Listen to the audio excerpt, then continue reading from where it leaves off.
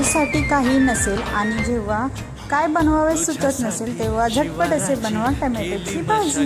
त्यासाठी टमॅटो चिरून घ्यायचा आणि त्यातल्या बिया म्हणजे पाणी ते साईडला काढून घ्यायचं, जेणेकरून टमॅटो जास्त आंबट बनत नाही ही भाजी।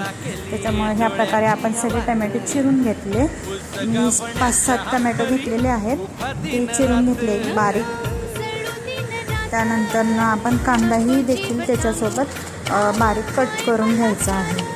आणि मग भाजीसाठी आपण कढईत तेल गरम केलं, 3 चमचे तर जिरी मोहरीची फोडणी टाकून घेतली, कढीपत्ता टाकला आणि चिरलेला कांदा टाकला आणि तो थोडा परतून घेतला। मग त्यात हळद, मीठ आणि 3 चमचे मिरची आणि 1 चमचा कांदा मसाला असे टाकून घेतले, जेणेकरून आपली भाजी अशी झणझणीत होईल। मग त्यात टमॅटो टाकला आणि टमॅटोला पाणी सुटेल असं ते छान असं वाफ देऊन शिजून घेतलं। त्यात शेंगदाण्याचा कूट टाकला आणि अशी आपली झणझणीत भाजी तयार होते।